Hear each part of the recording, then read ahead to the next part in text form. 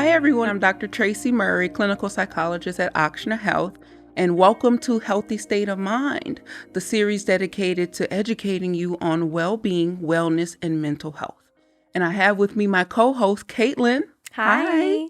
How are you? I'm good. How are you? Good. I'm excited to talk to you today. So today we'll actually be talking about boundary settings. Oh boy. So today we'll be talking about boundary settings at home and at work, why they're important, and what way we go about effectively establishing boundaries. What have you done in the past to establish boundaries, Kaitlyn? Stressed out about having to set a boundary and then ultimately did not set that boundary because I felt guilty. Oh man, that's a lot in It is one a lot. thing. It's kind of new for me. You have an example. What have you tried? Where have you tried to put a boundary? Okay, I've tried to put boundaries with family relationships. In my friend groups and definitely in the workplace, which I find it to be the most challenging because you want to stay professional and respectful, but also you want to respect your needs. Are you usually one that pours a lot into others? Yes. All right. A lot of people who pour into others often feel that feeling of guilt. Interesting thing about guilt, though, when people pour into others, it may mean that you're doing something good for yourself, right? And the thing is that emotions are way too fleeting. They come and go too quickly for us to make decisions on them. You'll be guilty this minute and feel good the next minute, and have made that decision on guilt, right? So when we think about boundary setting, we focus on facts. We focus on things that are true to us, not necessarily what we think, because that's tricky, and not necessarily how we feel, but what we know to be true. Okay. That makes sense? It does make sense. So when you say when it comes to establishing a boundary, let's say in the workplace, and we want to focus on something that we know to be true, what exactly does that mean? So it's almost like, yes, I know I need to eat lunch, right? That's the truth, right? But I feel guilty because I have all of this work to do. You see? The guilty part is fleeting. Because you know for sure you need to eat to be able to sustain for the rest of the day and be fueled up to do the work. Right. That makes sense? That does make sense. And that's something that I actually do struggle with. And I oftentimes find myself having my lunch at my desk instead of maybe stepping away and like going out to lunch for a quick lunch or even just watching TV or getting some fresh air or something like that. And this is why they call lunch a lunch break, not just lunch working lunch. You've heard of working lunches. Oh, yes. But they're often far and few between because we realize in the well-being world that it's important to break, to have a time away and a mental recharge. So what we'll be talking about today is really how do we distinguish between home and work and what boundaries are important. First of all, why are they important? Why are boundaries important? Why? Yeah. I feel like from what I know about boundaries, boundaries are put in place to ultimately, I think, make my life feel easier and something that works for me. Right. So if, let's say someone, for example, wants to schedule a meeting during lunchtime, I think a proper boundary could say, could we choose an hour that's not my lunch break because I really need this time to recharge? Is that right? Yeah. Okay. And the fact that you even question if it's right, you felt a little guilty saying it, right? I did, yes, because I'm like, well, we need to have this meeting, I guess, or this is the only time that it can happen. You don't need to reassure me. That sounds good. And the interesting thing about the reason at work why boundaries are important is to lower workplace toxicity. Have you ever gone through a day pushing through, doing things that you know you should have given someone a left and right limit on, or checking into yourself and saying, I can't do that, not a no, but not right now. And at the end of the day, you're like, I don't want to go back. And then waking up in the morning, sitting in the parking lot, contemplating opening a tiki hut on the beach or coming into work, right? Yeah. That is resentment and workplace toxicity. So we try to limit that with boundary setting. Think of boundaries as a door that you open and close, not a brick wall, right? People Okay. think boundaries are hard and fast brick walls. It's really a door that you control. And when you have to put up stronger boundaries, you may close the door. Mm-hmm. You may lock it, or you may open it and crack it, peek your head through, and all right, you can come on in and you can open it back. So it's a living boundary. It's not necessarily something that's finite. I like that visual. I think Mm-hmm. that resonates for me and that makes sense. Can I ask you, can we go back a second? Can I ask you, what is workplace toxicity and what are some signs Of workplace toxicity. Right. Like what are some signs that like something is not right in your work environment or that you should establish a boundary? Right. So it's sometimes it's thoughts and feelings. Like I said, workplace toxicity is when people in the environment are arguing a lot over simple things. The diffusion of responsibility, right? When, hey guys, can I get some volunteers to do that? People are like, I'm not doing nothing. Y'all wore me out, right? I'm burnt out. I'm tired. Y'all already go through my boundaries and nobody's volunteering. You don't feel the passion anymore. Things feel off, seem off. The comments and the thoughts that you're hearing from people are no longer productive, right? So that can create a toxic work environment. And a part of it could be the lack of boundaries. Not all, because some people are just toxic people. But it could be the lack of boundaries that you set. Burnout at work is when you're just so overwhelmed, right? You don't feel connected to the work anymore. You don't feel compelled to come to work. Like I say, you're sitting in the parking lot contemplating, am I sick today or not? Right? Do I feel the little scratch in my throat or not? Right? As opposed to when you first got into the work, when you were passionate about it, when you got up and got dressed in the morning and you're dancing in the living room, having your coffee and ready to go out, right? That's a telltale sign that we may need to look at besides the things that are going on with you personally, we need to take a look at how we're interacting with other people, what boundaries we're setting at work and at home. That may be adding to those feelings and adding to those thoughts and adding to the behaviors, right? Right. I imagine as we're, in year 3 or at the end of 2 of the pandemic, workplace burnout might be at an all-time high. Yeah. When it comes to what could be a boundary that an employee could set to kind of help combat burnout, Right. and then also, what is the difference between workplace burnout in the midst of a pandemic when there are so many other overwhelming things happening versus if it is a workplace specific issue? Does that make sense? Right. And some of them are the same, but some of them are a little bit different. So we'll take this one by one. General professional boundaries, right? Pacing yourself. There's differences between personal and professional. We think about the personal as interactional styles with family, at home, relationships, doing things, and boundaries with yourself as well, right? Sometimes we got to create boundaries with ourselves and the things that we do.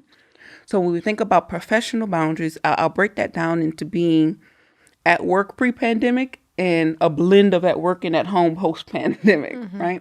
So all in all, overarching pacing yourself, right? When we think of priorities and list making, everyone makes a list, right? We make a to-do list and then we look at this to-do list and then we're overwhelmed. A good boundary here would be to not think of everything all as emergent, but as a list of things. And that list can be living too, it can move. So it's the top priority, the next top priority. Because if everything's a priority, nothing can be a priority. So that document in terms of your to-do list is living, not for something at the end of the day to look back at that you haven't completed, right? So our approach in looking at that is different. Another good way to kind of combat that is to make a done it list. Have you ever made a done it list? No, what's a done it? Is that writing down everything you've already done in the day? Yes. That sounds awesome. Right? Why not? Yeah. Right? So that is creating an interpersonal kind of the thing that you might need personally for yourself to help compel you.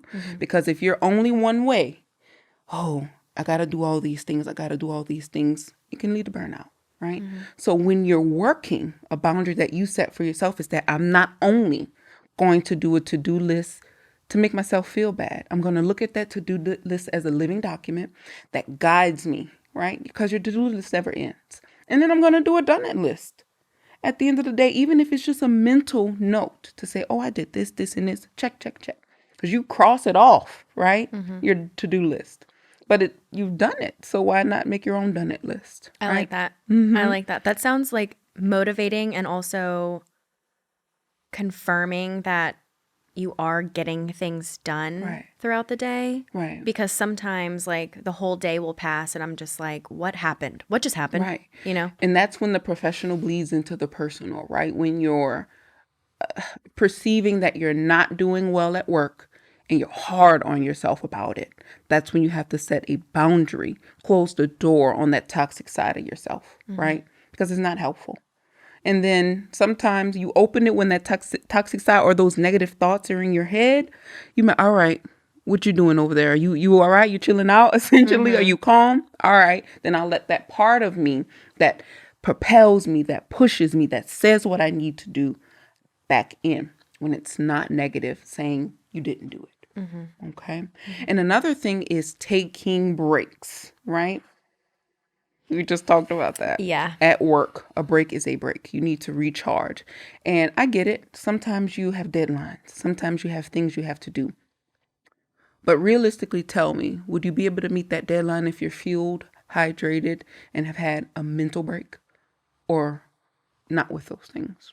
With those things, you're more likely to work better if you take care of yourself first. Right. But that's so hard to do. And even not just taking breaks throughout the day, but taking vacation time. You know, that's another thing too, that you want to step away for a week and you deserve to go step away for a week and live your life. But then there's also that need or that desire, like, oh, let me just check my email real quick. Or let me respond to this message really quickly. And that's when the personal boundaries or the lack of personal boundaries, meaning checking yourself, bleed into those professionals. We know it's important. And even if you can't wait for that grand Mexican vacation, even if you can't wait for that weekend where you're just going to shut down daily, including things by taking breaks, even if it's just 2 minutes. I often ask a lot of my people who are in professionally fast-paced environments, have you used the restroom? Have you used the bathroom? Right?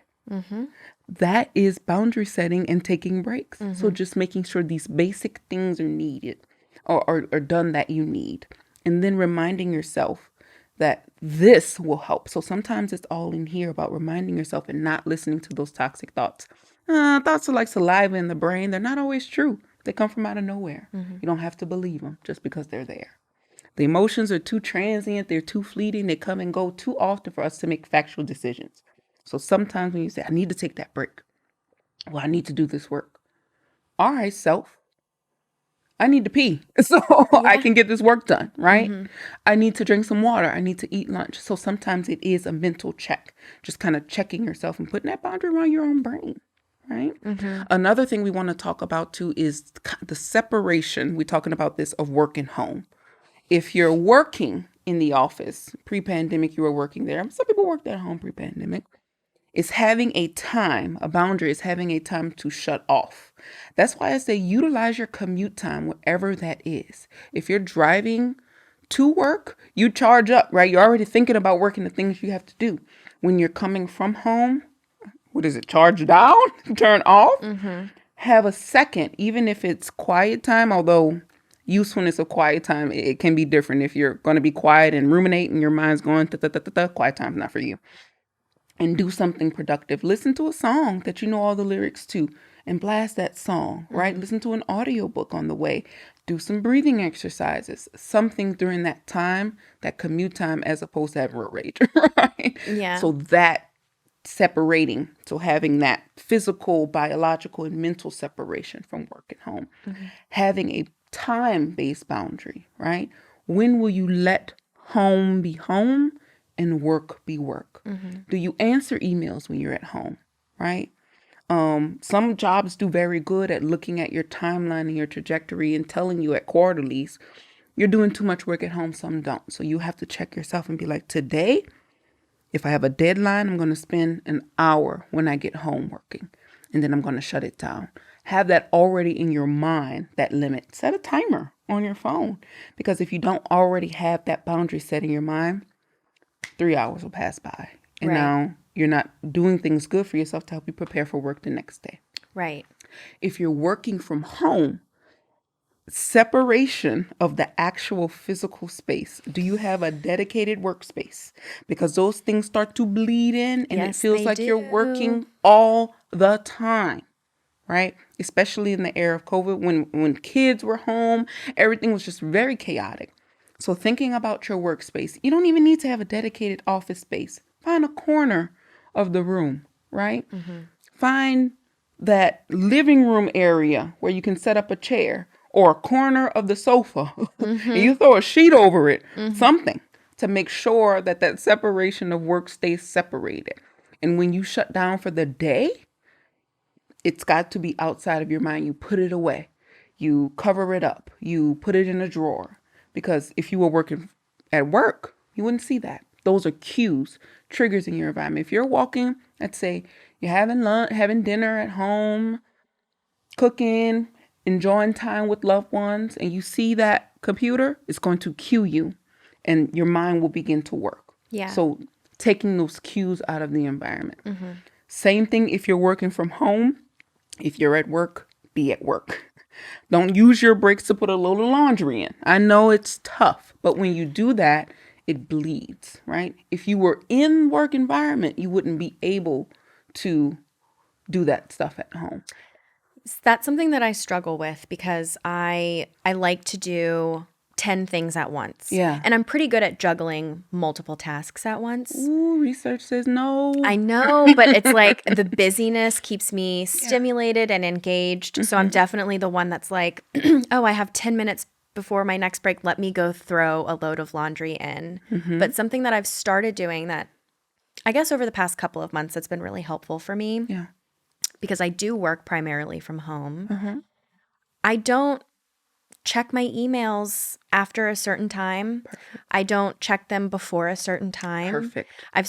We talked about sleep and establishing nighttime routines. I've started doing that and waking up a little bit earlier and using my mornings to walk my dog, like leisurely. Perfect. And like kind of take time for myself. And so now when 9 o'clock rolls around, when I usually like hop online, I'm not frantic, and it has made a world of a difference. Right. And especially you mentioned, you know, because I don't have an office, so my dedicated space is like a little corner on my bar. That's good. But at the end of the workday, I hide my computer. Perfect. So I can't even see It's it. not So it's a like cue. it doesn't even exist. Right. It's not a cue. We have cues in our environment for everything. We have cues for eating. We have cues for relaxation.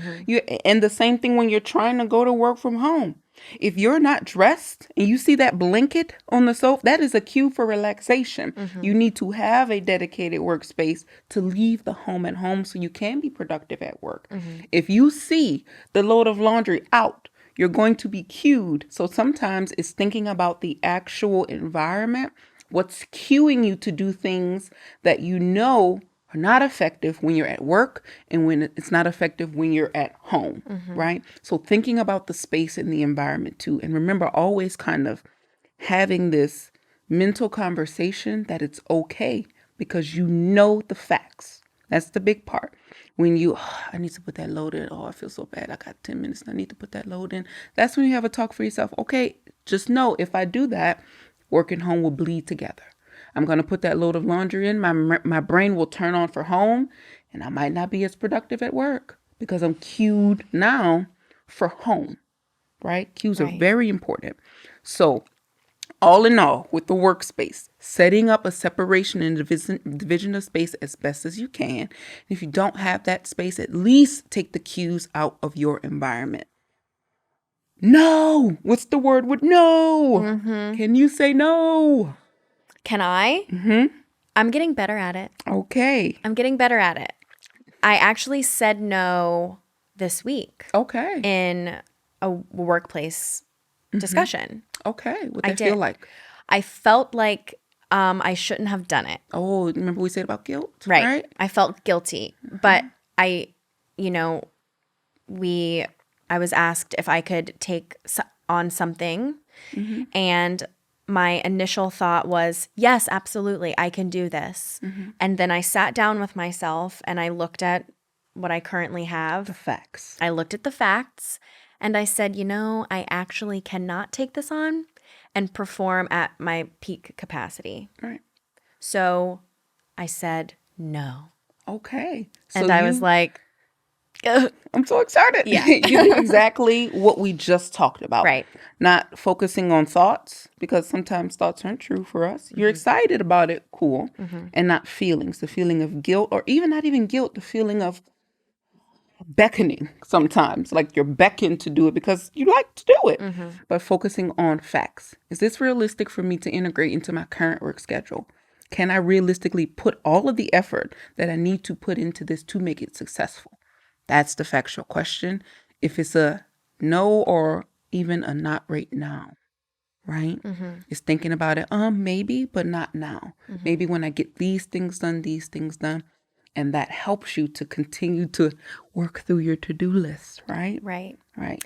Can I ask you a question? Of course. It's more of a personal question, but it goes hand in hand with boundaries. Yeah. It goes hand in hand with work blending into your personal life. I am the type of person where serving others makes me feel good. Yeah. So helping someone makes me feel good. Having my friends come to me with like their issues makes me feel good. Saying yes at work and executing whatever task makes me feel good, even if at the end of the day I'm a little bit more tired than I probably should be. For people like me who operate like I do with like acts of service and enjoying that, how do we fulfill that need that we have, but also set a boundary so we also have time and energy to give back to ourselves? It's progress, not perfection. Let's start there. Okay. Right? There won't be any perfect way to do it. So give yourself grace in that way. Okay. Right? The next thing is self-awareness. If your cup is empty, how can you pour into others? Dust? What are some symptoms of an empty cup? Dust. Empty. Dust. There you go. Yeah. Symptoms of an empty cup is when you think about it and depletion. You feel depleted. When those simple cues, you're not taking care of the basic needs, right? You're not sleeping well. You're not eating. You feel tired all the time. You don't feel compelled. You're irritable, quick to snap. When people are coming to you and you're rolling your eyes in the dark, right? I've been there. Yeah, Right. I've been there. Signs of an empty cup, right? It's a balance because you want to be there for your friend. What a good boundary can look like is you have that friend that needs something, a time-based boundary. They want to talk to you about something. Oh, yeah, sure, babe. I got 5 minutes. I like that. That could also translate into work too, because we'll have like a need for a quick meeting and it's like, okay, but it needs to be quick. 5 minutes. And Yeah. if you're on the phone, who's going to say something if you say you have to go to the bathroom? That is so true. I gotta run. I gotta run. I gotta go to the restroom. Right? Yeah. Or somebody's calling me. I don't want to tell you to lie and be untruthful. You have to gauge where you are. Right. In terms of assertiveness. Of course, I want you to be assertive and say, "Hey, I'm very firm." So, in a perfect world, what that could look like is, "Hey, I have about 5 minutes. Give it to me, but then I have to leave." If you're not at that place, that comes to that self-awareness, right? If you're not at that place yet to be that assertive or firm, then you say, all right, honey, I got 5 minutes. What's going on? Right? Oh, shoot. And you keep check. Oh, shoot, I got to go. I'm going to call you back, though. I got to go for whatever reason. I got to go to the restroom. I got a call coming in. Somebody's knocking on my door. Right. Check into yourself. Even before having that conversation, checking into self to see where you are, right? Is the cup super full? Then maybe you can pour a little bit more. If it's empty, you're dusting cobwebs. It's not going to even help them anyway. Right? So thinking, right? Focusing on those thoughts and having that self-awareness. Sometimes putting boundaries around yourself. Even at work too, when we're thinking about taking on task, checking facts, not fiction. Our minds, oh my gosh, the storytelling mind, y'all. I want to take a moment to highlight this and then we'll transition into personal real quick. Your mind tells you stories, right? Based on past, based on what's currently going on, based on biology, where your hormones are, what you've eaten, how you've slept. Tells you stories, okay? Sometimes we have to sort through if the stories are fact or fiction. That's where we come in with asking the questions, is this real? And then that story is fiction. I don't have to listen to it, right? Then you make decisions to set boundaries. That makes sense? That does make sense. Your mind will tell the story. Fleet is coming from everywhere. That's what the mind's meant to do. But you don't have to listen. And it's not hard truth. It's not fiction. I mean, it's not fact. It could be fiction. That is where you check in first when you're setting boundaries. Also, some personal boundaries to set is knowing, like I said, grace, that you're doing okay. Family members who were in the pandemic and teaching kids, you're not teachers. It's okay. Families who are now taking care, everything is okay. Open communication with whomever's around you is the way to go as well. But also thinking about where your limits are and how to have those difficult conversations, which could be a whole segment in of itself. I was going to ask if you could share some examples of what language to use when you're wanting to set a boundary. Absolutely. Not blaming language. You're just basically highlighting exactly what's there. So if I have a boundary with you and you're using all my time, what I would say to you is, when you go over time, it makes me feel like my time isn't important, right? You're not blaming. You're just saying what's there for you. Can we limit the conversations to about 5 minutes? Right? When we're at a meeting, guys, when we're at the meeting, we go over time. It makes me feel like you don't think I have anything to do. So you're not blaming. And it can be in that tone. But you got to check into yourself to see if you're ready for that. Right. Right. Sometimes you got to be like, I got to go to the bathroom. You're Yeah. not there yet. Right. It's a You're process. not there. Exactly. And it's progress, not perfection. Right. What if the person who you're establishing the boundary with does not know how to receive your boundary because they themselves do not know how to set boundaries? That's that door. That's that door. And what we call hard boundaries. All right.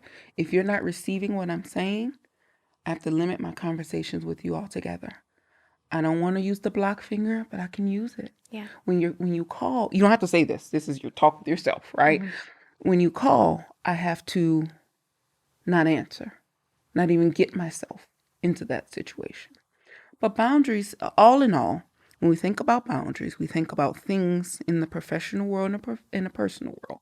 First, looking at self, boundarying yourself, and thinking about how boundaries from personal and professional can change, how they're the same. If you have this basic concept of boundaries down, it'll work, right? For both. I want to transition into our mindful moment.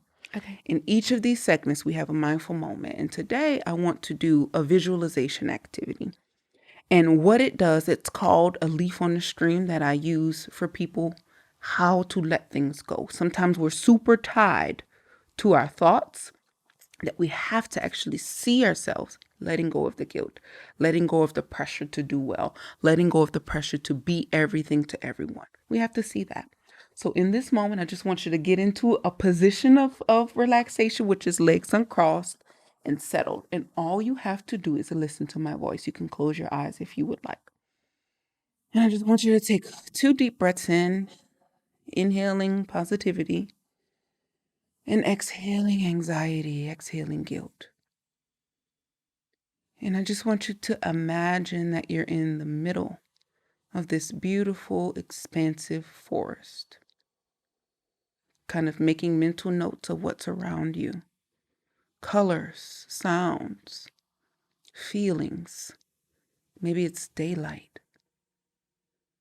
You're you here. You're not an onlooker.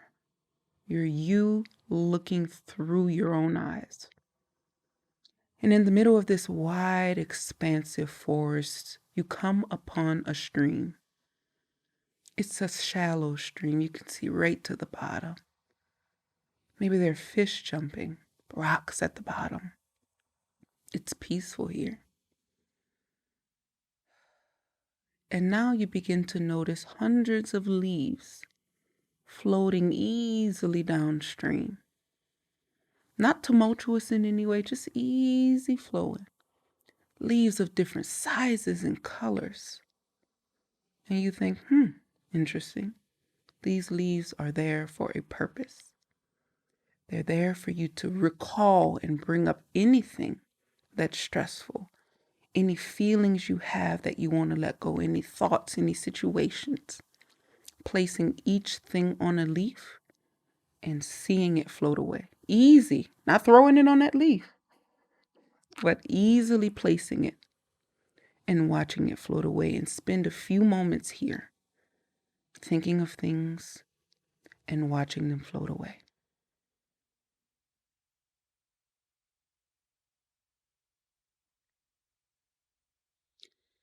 And as the leaves begin to thin out, if you need more time, of course, spend time here watching these leaves. But as the leaves begin to thin out, I want you to imagine yourself back in the middle of this expansive forest, feeling a little lighter, feeling a little bit more open to opportunity, more open to grace, more open to self-love, and more open to accomplishment and success as you let these things go. And open your eyes, okay? That's called cognitive diffusion. Sometimes we get so tightly held with what we have to do, what we need to do, that we can't put boundaries. So we actually have to visualize ourselves letting these things go. See it, so that we're not here, but we're here.